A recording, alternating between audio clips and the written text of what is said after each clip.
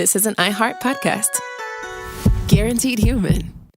With no fees or minimums on checking accounts, it's no wonder that Capital One Bank Guy is so passionate about banking with Capital One. If he were here, he wouldn't just tell you about no fees or minimums. He'd also tell you about how Capital One cafes are open 7 days a week to assist with your banking needs. Yep, even on weekends. It's pretty much all he talks about, in a good way. What's in your wallet? Terms apply. See CapitalOne.com/bankguy. Capital One N.A., member FDIC.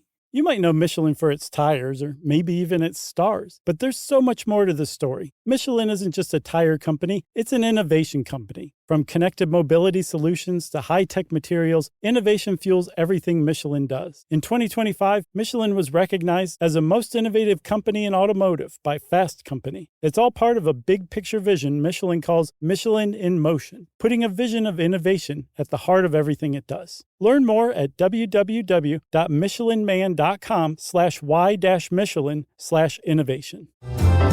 Welcome to Stuff You Should Know, a production of iHeartRadio's How Stuff Works.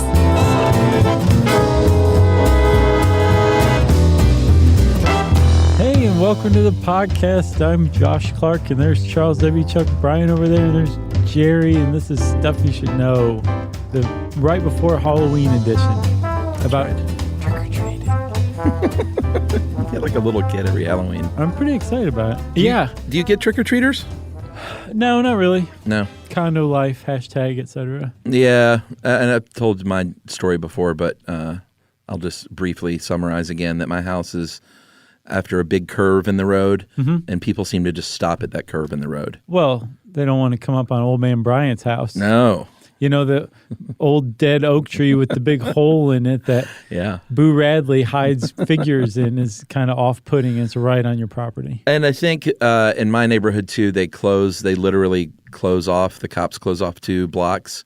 There's just this big square of streets, and that's the official sanctioned no-stress area where the parents all just walk around and get drunk, and all the kids just run around and don't have to worry about cars. Right.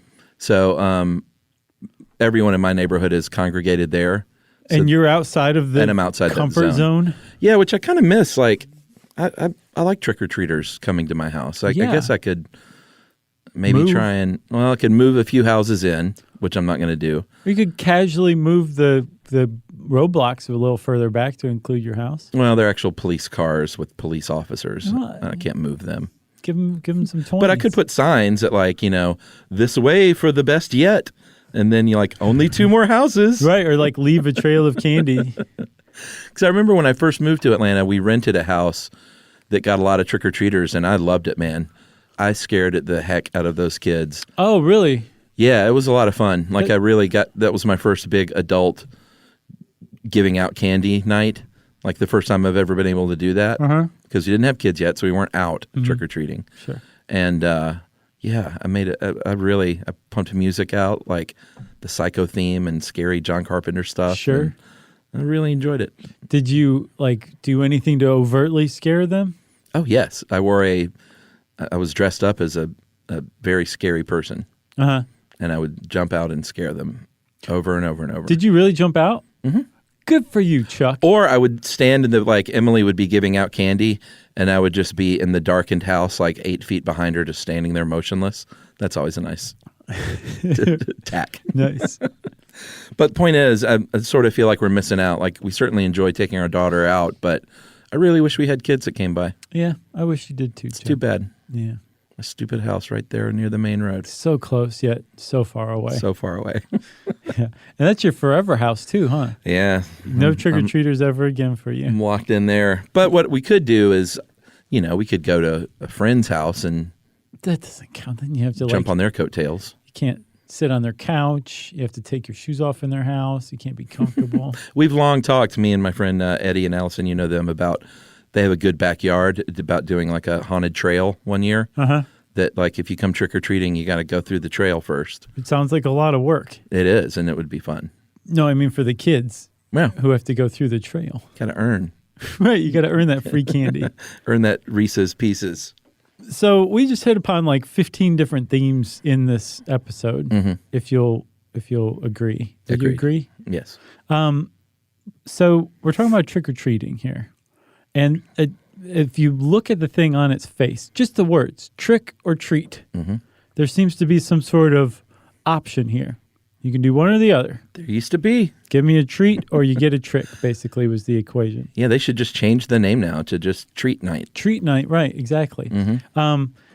We aren't 100% sure on where trick-or-treating came from, but what we do know is that it was originated in America in the 20th century, and that there was this brief golden age where it lived up to its name, trick or treat. There was an offer to not get pranked or tricked, and if you didn't take the people up on the offer, the kids up on the offer by giving them candy, you got pranked. That was the equation. It was in the name. Everybody knew the score. And then it slowly kind of moved over to what we understand today, where the police set up roadblocks and everything is safe. These kids these days. And it's just kind of, just like you said, just the treat side of the equation. Yeah, I was, of course, kidding, but we'll get to it. There are people that really do decry this new generation of children who just expect handouts and that it leads to the idea of the welfare state. Right. And all this other garbage that I have no patience for. Sure. Because it's just a fun thing for kids. Yeah. Or do you think they should be earning this stuff? No. I don't feel that way. I do feel, well, I think it'll come through loud and clear as we do the episode. All right. Well, we should jump back a little bit to the origins of Halloween. We've gone over this before in episodes past, but we all know it originally started as a pagan harvest, or not just one, but pagan harvest festivals in general among the Celts over in the UK. Yes. And that evolved into Halloween, but it had nothing to do with trick-or-treating at the time. No, it wasn't around. Again, trick-or-treating is a 100% American invention. That's right. And so with Halloween in particular, you've got all these different components for the modern Halloween or for trick-or-treating. Yes. You have going from house to house. You have getting to said house and asking for a treat, basically sanctioned begging. Got your costume. Costume, dressing up. Got being outside, kind of parading around. All of these things find their origin in the Celtic and I think specifically Gaelic harvest festivals that introduced the dark half of the year. That's right. And in particular, there was Samhain, which forever I've always said Samhain because that's how it's spelled. No, you said Samhain right when we did our Halloween episode, didn't you? Probably. Yeah. By the way, speaking of Samhain or Samhain, you realize that I went to New York and saw the Misfits on Saturday. Oh, yeah. How was that? I'm sure it was great. Colossally amazing. This is the original Misfits, right? The original Misfits, Glenn Danzig, Jerry Only, Doyle Wolfgang von Frankenstein, who actually specifically invited us to this. Stuff You Should Know listener, right? Yes, to this show, and it was that's amazing. Knock your socks off. Amazing. Didn't the Damned play as well? The Damned opened, and then Rancid, and then the Misfits just tore the roof off the sucker. When I saw you were going, I looked up some YouTube clips of this tour, and it looked pretty amazing. It was amazing, and I think Glenn Danzig said that was their last one ever. Oh, really? And so we got to see it. Wow. Yeah, you, me, and I went, had a great time. Amazing. So big thanks to Doyle Wolfgang von Frankenstein for the invite. The stage setup looked great. It was just a really cool show, and they played almost everything. Yeah. Yeah, it was just a really good show. That's fantastic. So anyway, back to Samhain. Yeah, so, I mean, that's a perfect time to mention that show, though. It all worked out. It did. Hallows Eve was the night considered when the veil between the living and the dead was the shortest, and so that's when Halloween formed. Right. So people would dress up in like modern day Ireland, Scotland, I believe Wales, Isle of Man. They would dress up like demons or fairies or supernatural characters who were because this veil was so thin between the living and the dead. Or the supernatural. Right.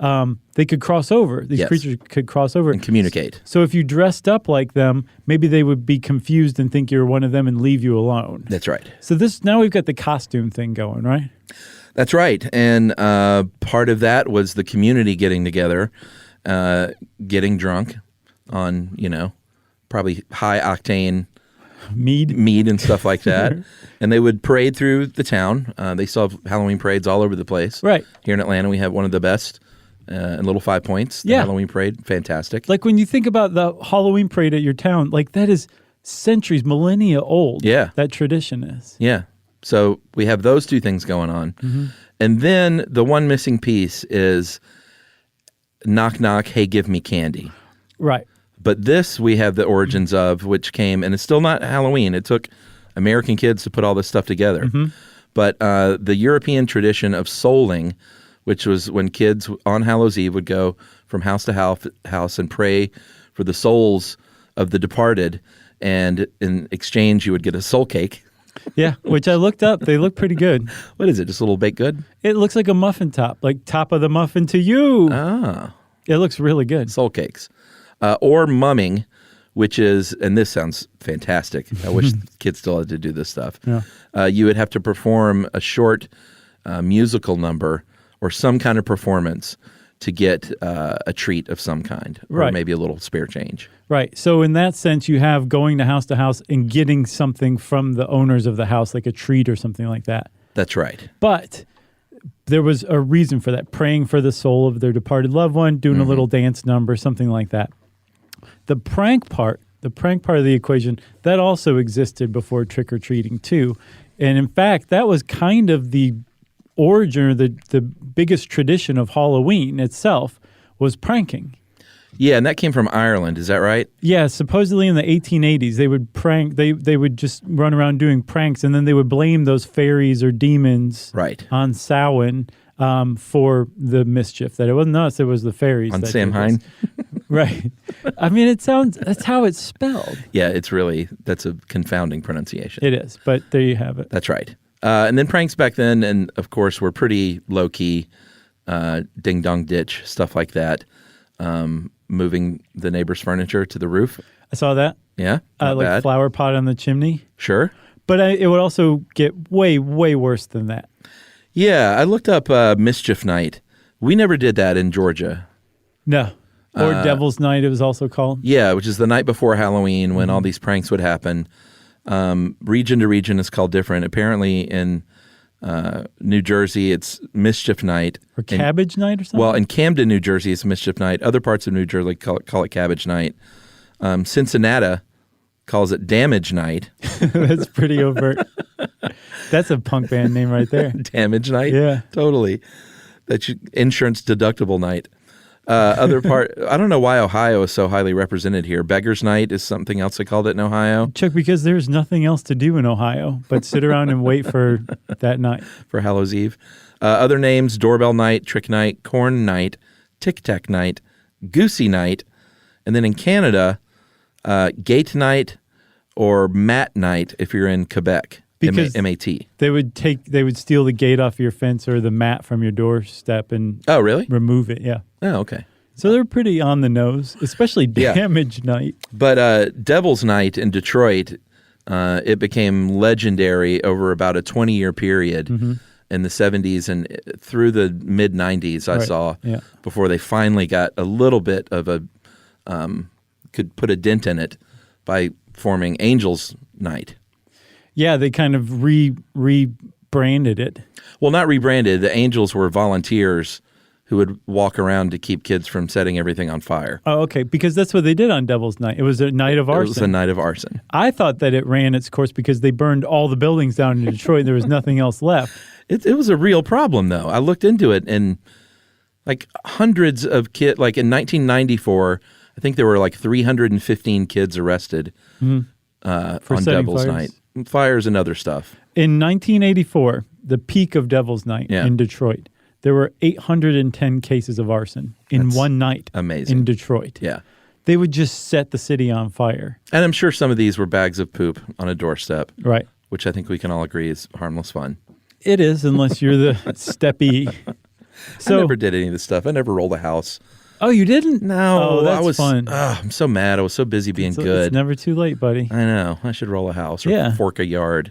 I don't know what that is. The plastic forks.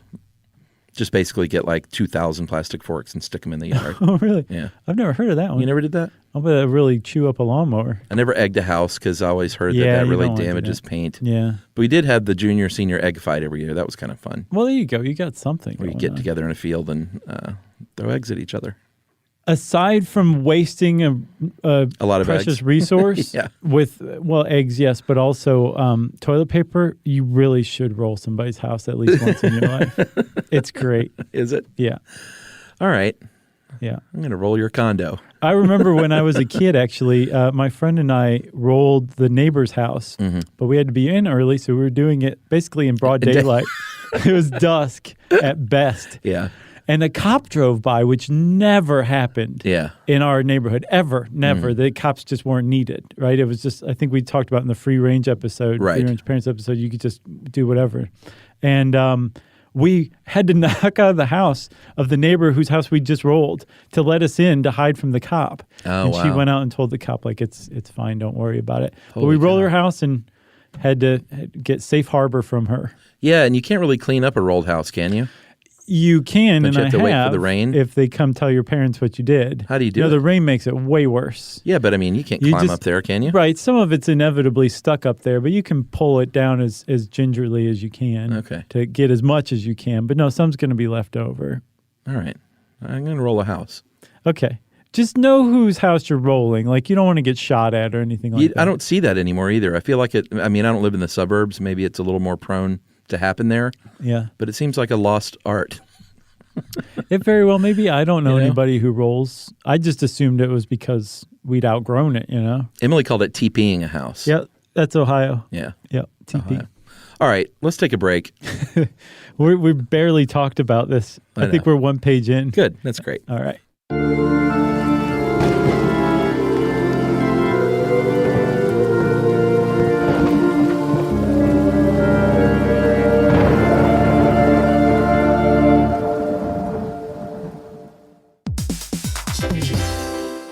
Hey everybody, here's a fact for you. In the United States, there is a break-in every 26 seconds, and that means that somewhere right now, an intruder is getting closer. And the problem with most security systems is that they only alert you after the break-in has started, and that's too late. Well, that's what makes SimpliSafe different. They use alerts. SimpliSafe's US-based live agents, they identify threats on your property and help deter them before they actually break in. So the intruder never gets into your house. The crime is stopped before it even starts. That's right. And another great thing about SimpliSafe is they have no long-term contracts. They give you peace of mind and great value with their monitoring deterrence plans because they just start at about $1 a day. Yeah, SimpliSafe sent us a setup years back, and I still use mine every day. Yeah, and apparently setup, you can do it by yourself in under 30 minutes. So it's a really good value and it doesn't take long. So if you want to experience the SimpliSafe peace of mind, you can take advantage of the SimpliSafe discount offered to Stuff You Should Know listeners. Right now, you can get 50% off your new system by visiting simplisafe.com/stuff. That's half off at simplisafe.com/stuff. There's no safe like SimpliSafe.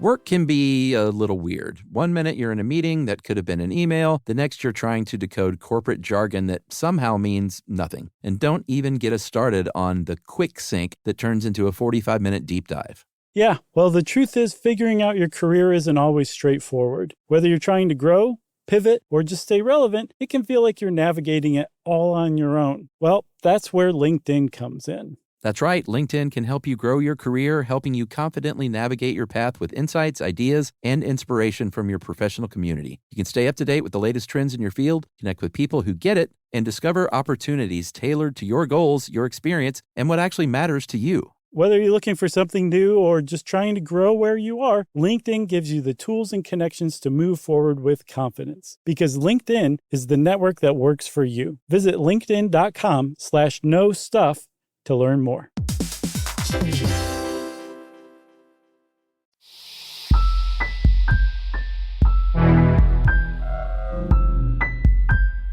Stuff you should know.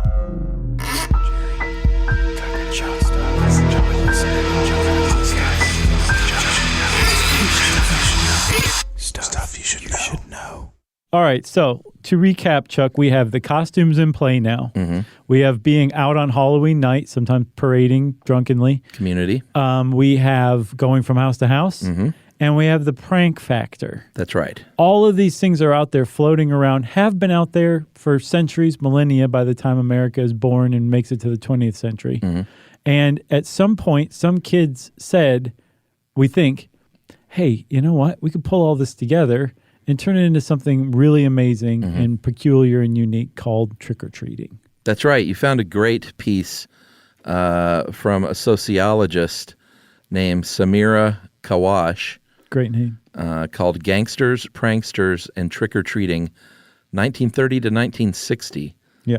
And is this that pure period Yeah. that you were talking about where she thinks that American kids just created this thing? Yeah, there's two historical views because we don't know where it came from. One historical view, and I think this is what Kawash believes too, is that it was actually kids who figured this out. Which is great. Who said we can extort adults to not prank them if they give us treats. Right. And that it was a genuinely a kid invention of kids. They made it up. Right. And there's some evidence for that kind of thing. A lot of like the early newspaper accounts of it kind of call the kids gangsters and say they're extorting people. It's also possible that it was like written super tongue in cheek. Right. And that it was kind of dry and lost to the ages. Yeah. The other historical view is that the kids were out pranking and doing the pranks, and it was the adults that introduced treats into the equation to buy keep them off. Oh, okay. To keep them from pranking. Right. Los Angeles, possibly, as the point of origin. And this one, wealthy kids, I guess that makes sense that this would be the idea of like kids of privilege. Sure. You know, like come around, give me stuff. But apparently in Los Angeles, kids in the wealthy parts of town would dress up and their parents would take them around from house to house.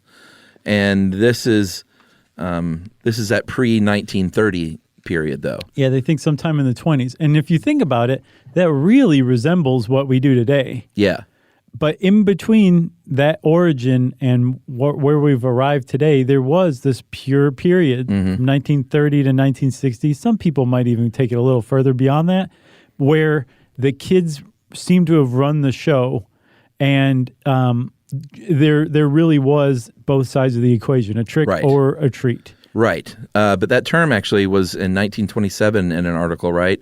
Is that the first time they found the two words in print together? Yeah, right. Or I guess three words. That was in an article about a town called Blackie in Alberta, Canada. Yeah.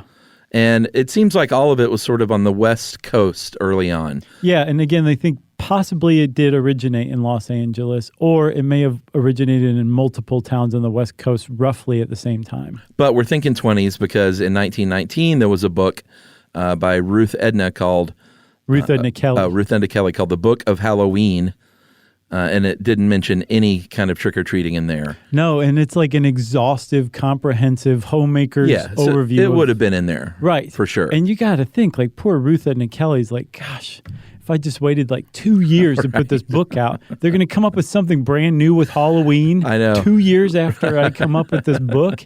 I wrote the book on it. Right. Not quite. Now it's out of date. But they did find mentions of it in newspapers out west. Portland, Washington, Reno, Nevada, Helena, Montana. Yeah, and you can kind of track its progress from the dates and the mentions in from these west to east. newspaper articles. Right, yeah.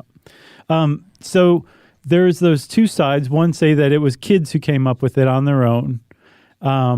Perhaps they were introduced with the idea of going from house to house to get treats in Los Angeles. But then they said, well, we're also doing these prankings. Maybe we can say, hey, we won't prank you if you give us a treat. Right. There's that view. The other view, again, is that it was adults who said, whoa, kids, we don't want you setting fires any longer, derailing streetcars, because every once in a while somebody would die. Yeah. People would get shot at by angry neighbors. Sometimes somebody would be in one of those buildings that they set on fire and they die. People would die in a building that kids set on fire as a Halloween prank. So for the most part, though, it was just kind of tolerated as one night a year when the kids basically had power and were allowed to run the show. So this other historical view that adults finally said, hey, we're not going to just say you can't do pranking. That'd probably be a bad thing. But why don't we just start having parties on Halloween night while you're out pranking, and there'll be cider and donuts, and you can come inside and bob for apples, and maybe do that instead of running around pranking the neighborhood. And once you did do that, you went from, and this is Samira Kawash putting it, like you, under the rules of society, you went from this powerful kid who could levy a prank on you if he or she wanted to a house guest of the adult who now had you in Right. and had given you donuts and cider. Right. You're really going to set their house on fire as a prank after that? Of course not. No, you're not going to. So in this sense, trick-or-treating was something the adults introduced to keep kids from carrying out these pranks. Yeah, and it was by the time World War II came around, it was a big thing in the 1940s. But of course, with the sugar rationing and just the fact that there was World War II going on, it put a dent in it for a little while, but it came back bigger than it ever had been after the war. And I mean, seriously, it came very close to dying Just out going from away. World War II. Sure. It was pretty new. It hadn't gained that much traction. There were a lot of cranks and grumps who were not happy about this kind of thing. I'm curious what else had died in the war and never came back. There's got to be lots of little things. That's a great question. We should look it up. Yeah. But there were a couple of big pop culture sort of tent poles that helped Halloween along. Charles Schultz's Peanuts, of course. Yeah. It wasn't the Great Pumpkin Charlie Brown yet.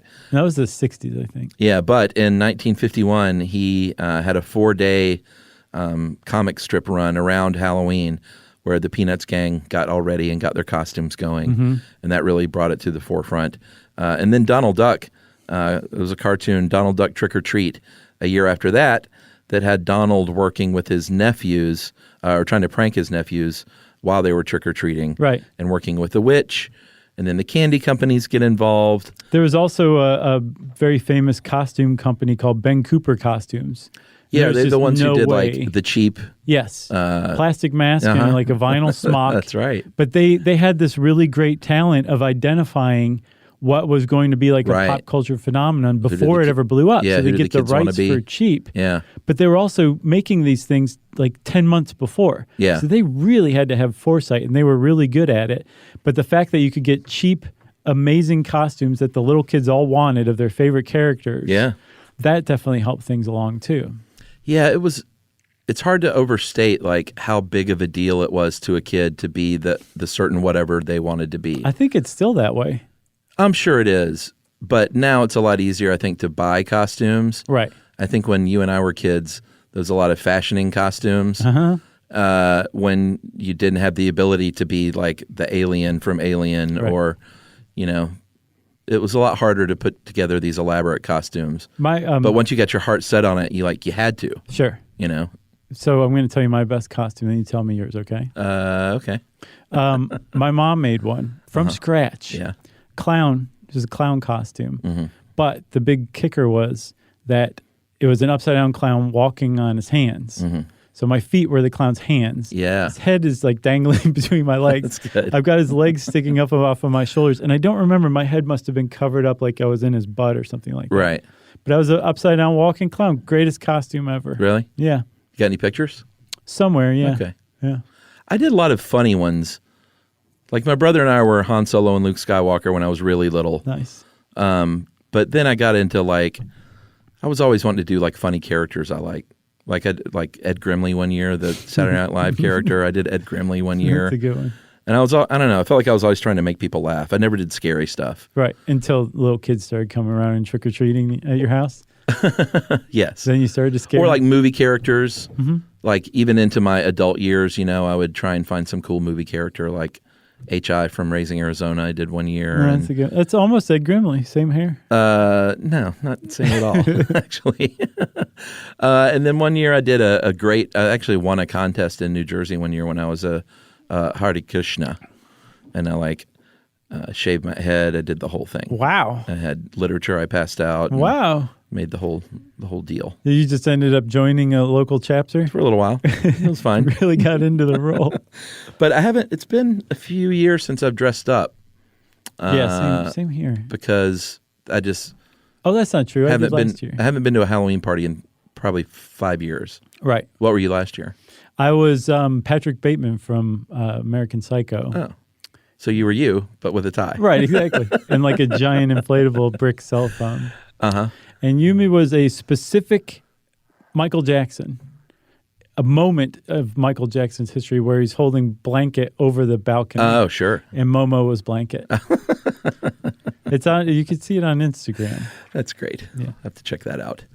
All right, so the candy company started getting involved. Is where I left off. Yeah. Because and the costume company. they knew it was gold for Right. them. Mars Incorporated in the early 1950s were doing ad campaigns on TV and in newspapers and on the radio and stuff about trick or treat. It became a thing with UNICEF.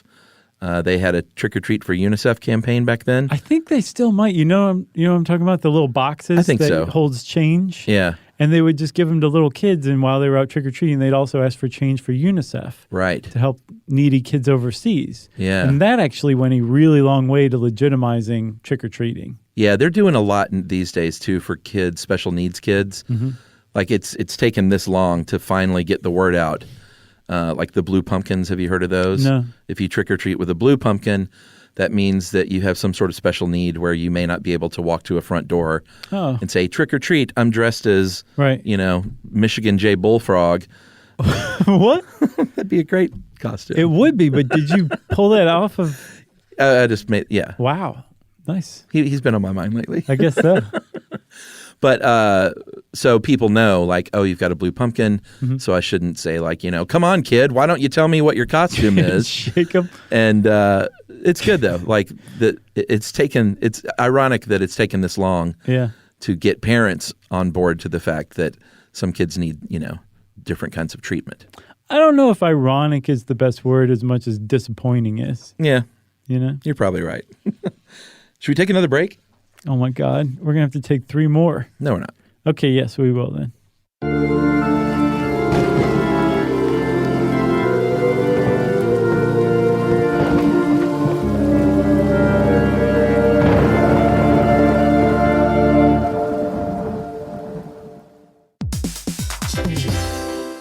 Hey, everybody. Here's a fact for you. In the United States, there is a break-in every 26 seconds, and that means that somewhere right now, an intruder is getting closer. And the problem with most security systems is that they only alert you after the break-in has started, and that's too late. Well, that's what makes SimpliSafe different. They use alerts. SimpliSafe's U.S.-based live agents, they identify threats on your property and help deter them before they actually break in. So the intruder never gets into your house. The crime is stopped before it even starts. That's right. And another great thing about SimpliSafe is they have no long-term contracts. They give you peace of mind and great value with their monitoring deterrence plans because they just start at about $1 a day. Yeah, SimpliSafe sent us a setup years back, and I still use mine every day. Yeah, and apparently setup, you can do it by yourself in under 30 minutes, so it's a really good value and it doesn't take long. So if you want to experience the SimpliSafe peace of mind, you can take advantage of the SimpliSafe discount offered to Stuff You Should Know listeners. Right now, you can get 50% off your new system by visiting simplisafe.com/stuff. That's half off at simplisafe.com/stuff. There's no safe like SimpliSafe.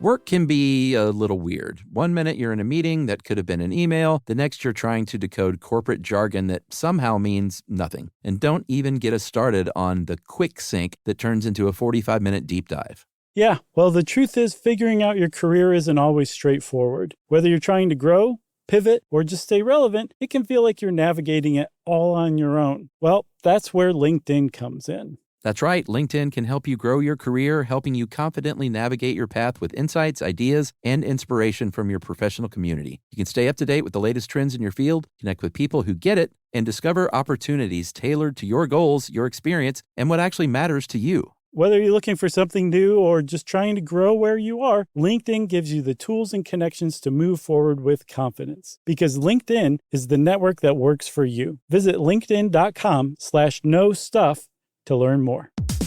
Stuff you should know.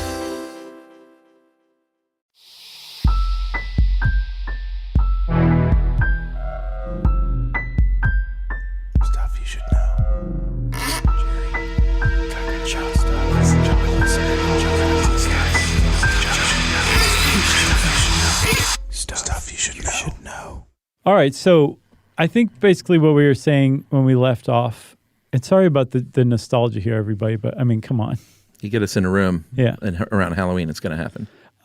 So by the early 50s, trick-or-treating was huge and established and had, so if the 1930 to 1960 was the heyday, the golden age of trick-or-treating, 1950 to 1959 was the salad days of the heyday. Right. And when did people start complaining about it? The 70s? No. And 80s? No. 90s? As far back as the 20s.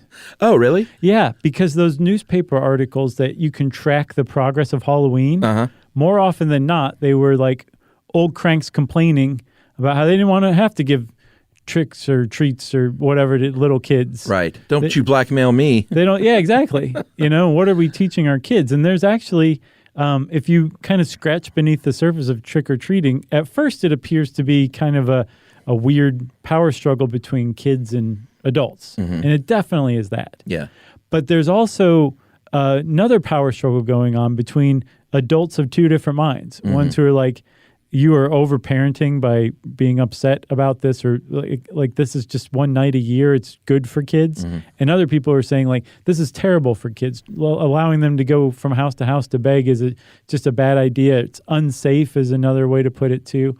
So there's like a struggle weirdly over trick-or-treating, and it has to do with under-parenting and over-parenting and that conversation about the whole thing. I have seen parents ruin kids' experiences, whether it's like a Easter egg hunt or trick-or-treating. I've seen this in action. Because they're too involved? Yeah. Yeah. I mean, that's what it comes down to, is just how involved are you in your kids' trick-or-treating. For a very brief period, there was very little involvement in kids' trick-or-treating. Yeah. And a lot of people say that's actually really good for kids, and this other way that we've kind of started to evolve toward is not. Yeah, I don't remember my parents taking me around trick-or-treating. I'm sure that happened maybe when I was really little, and we certainly would have had to go somewhere else because, I lived on the dirt road? Yeah, the dirt road with no neighbors, or very few of them. But all of my memories stem from being like probably 10 to 15 and being completely on my own with my friends. 10 to 15? 10 years old. But to 15? That's pretty late. What, to trick-or-treat? Oh, yeah. Oh, no, we trick-or-treated up until probably the 9th or 10th grade. Well, we'll get to it, but in some places you got to get arrested for that. When did you stop? You'd still trick-or-treat if they would let you. I think I stopped around 13. No, maybe 15 was too late. Maybe 13 or 14. You're fine. No, 15's great. Go with God. No, but you're probably right now that I look back. Maybe I went to Halloween parties, but maybe there's not a kind of an trick-or-treating. unofficial/official, again, in some places, cutoff after 12. Really? You're done. Yeah, because 13, you're a teenager now, and that's not kid stuff. As we'll see, it's allegedly trick-or-treating is a transition from kidhood to adulthood. And by the time you're 13, you've made that transition. That's in your past. It's sad, but it's... I don't know why I'm talking like Christopher Walken all of a sudden, but I am. Yeah, maybe I wasn't going that late, but I definitely remember going by myself at a certain point. But now with my neighborhood, it's just I see mostly parents not involved at all. They're there kind of like if your child is 2 or 3, helping them walk to the door and stuff. Sure. But otherwise, we're just drinking, and the kids are doing their thing. So let's talk about this then. Let's skip toward the end, and we'll jump back, okay? All right. There is this debate over, whether it's better to just kind of cross your fingers and hope for the best and let your kids go out and trick-or-treat on their own, whether that's good, or whether we need to, the world's just too unsafe for that, and we need to much more manage kids trick-or-treating than just letting them go out on their own. Well, it depends on where you are. That's the big divide. Yeah. And one of my personal heroes, the world's worst mom, Lenore Skenazy, who came up with the Free Range Kids blog, Right. and the whole movement, frankly, she makes this really great point that when we let kids trick-or-treat, we let them confront danger, like on their own. And it's real. It's just the narrowest margin of danger. I mean, people always talk about like the, all like the worst things that could happen on Halloween when a kid's out trick-or-treating: getting hit by a car, getting kidnapped by a stranger, getting like an apple with a razor blade in it. Yes, just stuff that happens, and it can happen. It's true, but it happens so infrequently that the chances are it's not going to happen, and you're actually better off just letting the kid roll the dice. Because, as Lenore Skenazy puts it, when you go trick-or-treating, you're transitioning from being a kid to a grown-up. And you're doing this quite literally. You go with your parents first, and they kind of teach you the rules of the road, like just take one piece of candy. Right. Or that house over there has their lights off, so leave them alone. They don't want to have anything to do with this. Yeah. And then after that, you let them go on their own, right? And they kind of take the ball and roll with it. And she says that that when they're out trick-or-treating, kids dress like grown-ups. Yeah. They take to the streets. At night. They encounter the scariest possible locals, witches and goblins. And then, yes, they're doing it at the scariest possible time, night. And the whole thing is dress rehearsal for adulthood. And that's the benefit of trick-or-treating. I don't quite get that. That is the same as adulthood, like you and I all the time walking around at night fighting goblins and witches? Sure, right, exactly. Where would we have been without trick-or-treating to prepare us for fighting goblins? All right. But just confronting fears on their own without their parents managing their world for them. Right. So that they can handle themselves, have the confidence to know they can handle themselves. Yeah. And I guess feel good about having confronted their fears and gotten candy in return. Let's not forget about that. Yeah. Now, on the other hand, it's just take the candy. It's fine. Right. Mommy and Daddy made it perfect for you. All you have to do is go get the candy. You're in a perfect bubble, and everything's fine. Yeah. So I kind of tend to fall on Lenore Skenazy's side on that. Well, should we talk a little bit about the, whether or not there have been all these real horror stories over the years and whether or not any of those are true? Yeah. As far as the razor blade and the apple and stuff like that, hypodermic needles and candy. This stuff doesn't happen. No, and the thing to point out, and I know we've talked about it before, is that it was an urban legend that came true. Right. There was one case, and this is actually kind of funny if you ask me. In 1959, there was a dentist in California named William Shine who took aloe laxative pills and disguised them as candy and gave out 450 of them. What a jerk. To kids. And they were all pooping, I guess. So I think a few of them did poop. Nobody got injured, though. Right. No, you're not going to get injured from a laxative. You could poop over poop. Over poop? Yeah.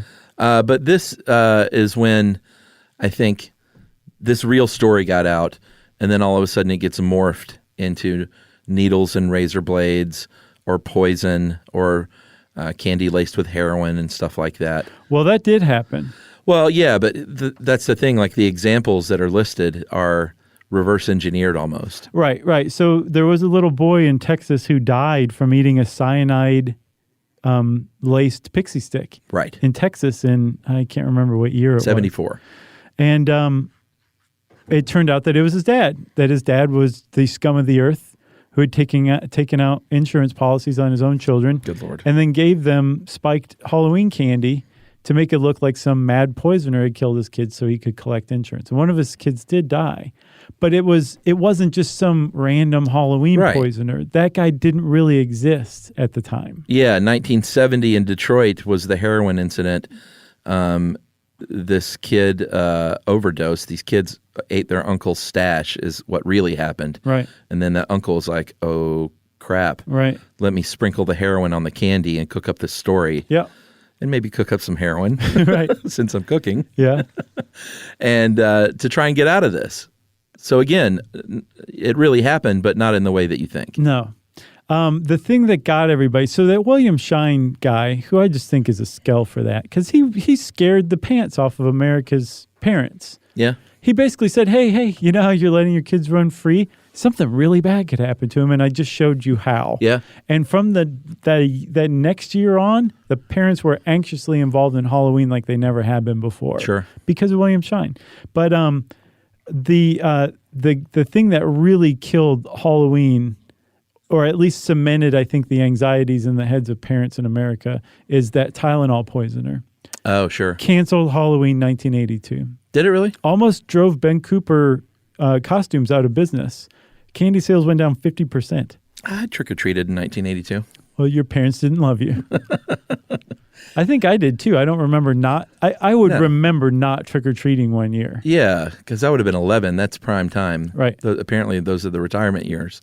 But all of this stuff added a veneer of fear and anxiety on trick-or-treating for parents, not for kids necessarily, but for parents. Yeah. And it drew them into what was possibly just a kid-run activity because of fear, probably irrational fear. Yeah. And now you have, to this day, the FDA sending out guidelines around Halloween saying, don't let your kids eat any candy until they bring it home. Right. Which is just torture. Yeah.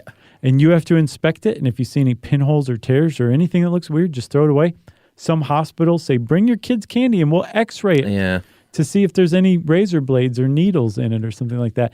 This is the kind of terror that, ironically, is overlaid on Halloween. It's like fun terror has actual real terror on top of it, which makes it less fun.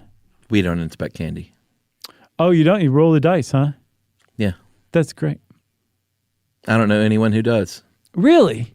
No. Oh, man, I was raised like that. You inspected candy. Oh, yeah, my parents were serious about it. We never did. I don't now. I don't know. That's great, man. Maybe it's that thing of like, if you're the, because it doesn't happen. Right. I'm heartened to hear that. Yeah. Because when we did our free range kids episode, I remember thinking like, what's going on now? Like kids are treated like this? They're not Kids allowed aren't being to run poisoned free? by Halloween candy. Right. It's just not happening. Right. You know? Yeah. Plus, in our neighborhood with the sanctioned closure, all the candy is, people aren't buying their own candy. It's like the neighborhood buys all the candy and they congregate it in these couple of blocks. Oh, that's cool. Yeah. Okay. I mean, there could be a madman living among us, It happens. but that's like being scared to walk out your front door for fear of being murdered. Right. Right, Chuck. You know? You just can't live that way. Can't live that way. You know, Yumi told me a story about a village, like villages in Japan have like a festival or two every year where like the whole community comes out. It's like a big deal. And there was one village, a little tiny town, where this one woman just, I guess, went mad and poisoned the curry that she brought to the village thing and like killed a bunch of townspeople. It happens. It does happen, but you're right. You can't not eat the curry just because of the small chance that some mad person has poisoned it. Yeah, the way I look at it is if that's what happens, then that's, your number's up. Your number's up and you're a story in the newspaper. Right. To scare other people. Sure. You get to be immortalized on stuff you should know. Is trick or treat going away, Josh? I don't know, Chuck. I say no. Okay, that's good. I'm glad to hear that because, again, I'm living #condo life. I'm out of the action. Yeah, I mean, there's the last bit of this article you sent talked about it going away potentially, but I don't think that's ever going to happen. So what are your arguments for it going away, that it might? My arguments? Or These are my observations. Your observations. One of the big ones is that fear among parents, that helicopter parenting has not been good for trick-or-treating. Okay? Okay. But think about it. That's a real struggle going on right now. Overparenting versus underparenting. Mm-hmm. Which one's going to win out? Right. Okay. Another one is there's a perception that trick-or-treating is dying out, which is kind of funny. Is there? Yes, because people are moving back into towns and gentrifying those towns, like we talked about in the historic district episode. Mm-hmm. And as they're doing that, trick-or-treating was never huge in the city. And so people who are raised in the suburbs and or were used to it are moving into the city, and there's no trick-or-treating going on anymore. So I guess trick-or-treating's dying because that's what I'm seeing. I differ. I beg to differ with that, too. Okay. But, I mean, you don't live in the city. You live in a neighborhood. Yeah, but that's all Atlanta is a bunch of neighborhoods. Okay. You mean I don't live downtown? Maybe these people live in Des Moines. I don't know. No one lives in downtown Atlanta. No, it's true. Although it has gotten cooler than it was like a decade ago. Sure. But I beg to differ that trick-or-treating doesn't go on in the cities. I think there are apartment buildings in New York where people trick-or-treat. Mm-hmm. Like just because it's not the picket fence suburban neighborhood.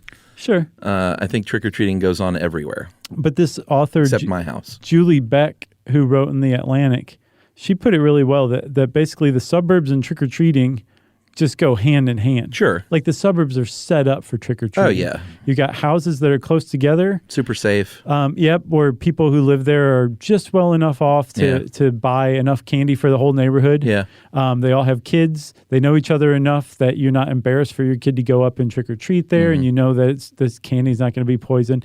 In the city, you're much more isolated from one another, even though you're living on top of one another. Yeah, and I think maybe if we're talking about like areas where there are poor kids and where poverty is run rampant, then maybe there's less traditional trick-or-treating, but there are programs and parties and things they try to do for those kids too. Okay, so those very things may end up being what kills trick-or-treating.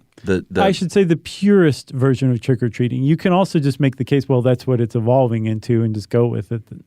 I think that will probably be both, but you're talking about the big Halloween parties, community parties, trunk-or-treating. Trunk-or-treating in particular. Or what was it called? Halloween... tailgating? Halloween tailgating. Trunk-or-treating. This is the idea that and we had this at our school. We had the Halloween festival, but that did not replace trick-or-treating. Okay, this replaces trick-or-treating for a lot of children. Yeah, so you go out and you get in a big church parking lot, essentially. Yep. And you have bobbin for apples and the dunk tank. Oh, this is different. And, This is a little different than that. Well, I mean, I've seen these in person, and okay, but that's a Halloween festival you're talking about. No. I'm talking about instead of trick-or-treating, okay, it's a big party. Okay. Where they have candy and they have activities and games and stuff. So are you going from car to car getting candy? Like the cars are houses? No, not necessarily, but they're giving out candy. I mean, I can't. My friend, you're not talking about trunk or treating. It feels very nitpicky to me. No, but it's not, and here's why. I'm not talking about a Halloween festival, though. That's fine. But you're not talking about trunk or treating either. You mean you walk 5 feet to a car and they give you candy, then 5 feet to another car? Maybe even less than 5. And they say, don't play any games, don't bob for apples, or don't do anything else. All you're doing is walking to cars. I'm not saying that they don't have bobbing for apples, but the purpose of trunk or treating is to basically set up a safe ring of cars where the kids are literally penned in. Yeah. The kids who used to be the ones who were running the show are now penned in by the anxious adults' cars, handing out candy rather than going to houses, walking around a church parking lot for trunk or treating instead of trick or treating. Yes. These are not the kids who could pull off. But that is not going to replace trick or treating. What the kids in the Goonies were able to pull off. Yeah. Because they had freedom and spark that kids who trunk or treat are being denied. Right. Let me go back to my friend Lenore Skenazy. She says that trunk or treating is just another adult-led activity, one that reinforces the community-killing idea that kids aren't ever safe outside the home, school, or supervised program. And that is most definitely the message that kids get when they're trunk or treating. Yeah, I think that is not going to kill trick or treating or take over trick or treating. We'll see, Chuck. I hope you're right. Because one thing I have not seen since I've lived in Atlanta is any big trunk or treating activities. Well, that's because you live in Atlanta. All you have to do is go out to the suburbs, and they're everywhere. Yeah, but the suburbs are made for trick or treating. They're out in the neighborhoods. I got to end on a quote. I ran across a website, I guess a church website that's talking about trunk or treating. It's awesome. This quote. It says that the scariest part about the night, this is a trunk or treating night, isn't the costumes. It's the possibility that you could miss out on the chance to use trunk or treat to build relationships and reach these kids with the gospel. Well, yeah. That is the opposite of what Halloween is all about. That's right. You got anything else? It's about arson. Right. 810 cases of it. Sorry, I'm one of those curmudgeons, it turns out. One more thing. Yes. If you like Halloween, go on to our old Stuff You Should Know website and search Halloween and creepy. And you're going to find some amazing slideshows we put together over the years. Oh, that's right. I remember those. One of my favorite is cute and cruddy Halloween costumes, vintage Halloween costumes that were really creepy, best jack-o'-lanterns, all sorts of great stuff. Remember those days where we would count page views and get excited about that? Yeah. This one felt like a bit of a tirade. Yeah? Was it? I don't think so. Okay, good. Well, if you want to know more about Halloween, get out there and trick or treat. And since I said that, it's time for listener mail. This is follow-up on paraphilias. that we wanted to read for the last few weeks. Just now getting to it. Hey guys, longtime listener, first-time writer. I've had this episode pop up a few times, and it's just been on my mind. I'm an RN with MSN and have background in neurophysiology who enjoys studying abnormal psych. I understand you were doing a show on a psychological term, but you may have ended up painting wrong ideas onto certain practices, specifically S&M and cross-dressing. From what I've come to know, it's extremely rare that people practice these primarily for sexual gratification. Of course, these practices are adult in nature, but most regard it as an emotional practice or exploration of self. For example, shibari or rope bondage takes hundreds of hours of practice to perform, and those that partake describe a meditation-like state as a result, though most would say it's S&M. Most cross-dressers describe the long process of becoming female as cathartic and self-affirming, although be it temporary. Simplifying cross-dressers to those who walk around in high heels to reach completion, well, imagine saying that about a trans woman. Of course, if you were doing these practices for sexual gratification, all the power to you. I suggest you look into kink culture as an episode. It's where a wide range of people congregate and share their interest in a community that is founded off respect and consent. There are meetups and presentations on practices so that others can learn proper technique, though most that practice would like to keep their privacy. And that is from Anonymous. Thanks a lot, Anonymous. That was a good correction email. That's right. Yep. If you want to get in touch with us like Anonymous did to set us straight, we love that kind of thing. You can join us at stuffyoushouldknow.com and check out our social links there. And you can send us an email to stuffpodcast@iheartradio.com. Stuff You Should Know is a production of iHeartRadio's How Stuff Works. For more podcasts from iHeartRadio, visit the iHeartRadio app, Apple Podcasts, or wherever you listen to your favorite shows.